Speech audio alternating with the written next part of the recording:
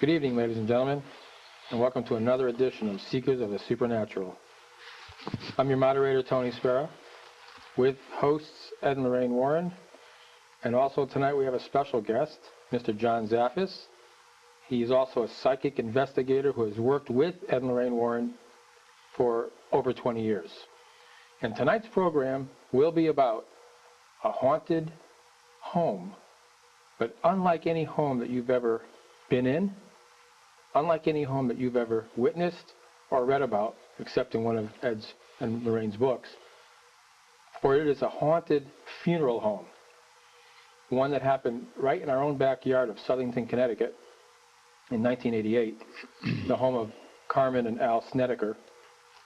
Now, this home was haunted by different kinds of spirits that we'll get into. We'd like to start the program immediately off with Ed and Lorraine and also with John, because John spent, I believe he'll explain, about 9 weeks in that home, day and night. So I'd like to start it out with Ed, if I could. Ed, can you tell us about the case, how it started, how you got involved? Well, of course, we got involved through Mrs. Snedeker, who called our home and told us that she was terribly frightened, that things were occurring to them, that they were seeing ghosts, they were being physically hurt, even attacked sexually. And when she told me that it was a funeral home, I suspected that what they call necrophilia, which would be an abuse of a dead body, occurred. Now, in this particular funeral home, we don't feel that it was the undertakers that did this. Mm-hmm. You have itinerant embalmers from time to time who will help out these people. We think it was one of them. But what happened was that a body was abused, or maybe more than one. And we know that this can bring about terrible phenomena and hauntings in such a house. Mm-hmm. It seems that this lady, Mrs. Snedeker, lived up north, northern New York. She had a young son. I think he was around 15 years old. He had cancer, and she wanted to get him closer to New Haven, Hartford area. So she brought the boy down here, and he went into the hospital. But it was very hard for them to drive over 100 miles every time they had to bring the boy back and forth. So she looked for a rent. Mm-hmm. And she came across this house one day. She could see builders in there. They were loading lumber, taking things out, fixing it all up. She had no idea that this was a funeral home at one time. And she walked in, and she asked the workers there if it was going to be a rent, and they said yes.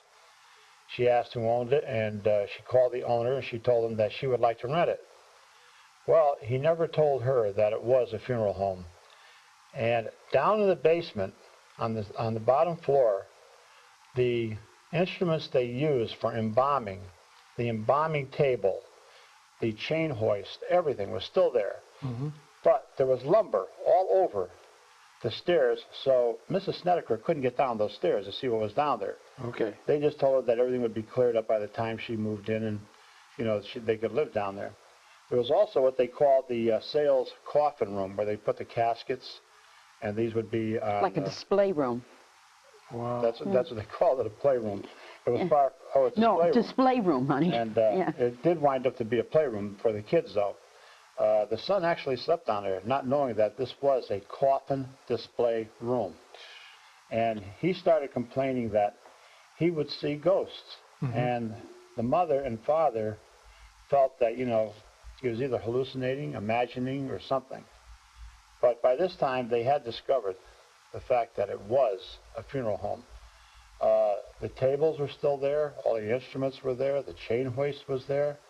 And of course, when they confronted the landlord, he said, well, there's nothing to worry about. I mean, it's not a funeral home anymore. Mm-hmm. But what these people went through was horrendous.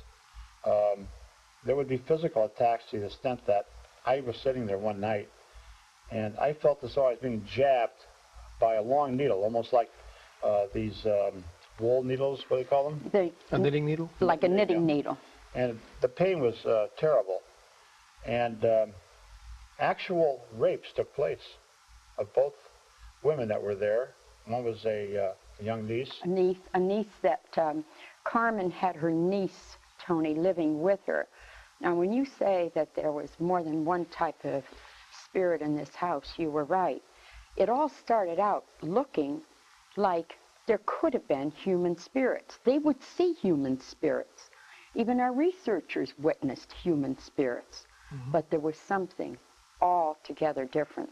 Besides that human element, there was something inhuman or very, very negative. Now, you guys said their women were attacked. You're saying physically raped? How did that happen? How did that work? Well, actually, in this case, both the niece and Carmen and her husband, Al, all were raped in this house. So that was the most... The niece was the first one to start complaining about feeling something sexual happening to her. Well, the night that... Let me go back to that very first night that I took the phone call in the middle of the night, Tony. I took a phone call in the middle of the night from a very hysterical woman.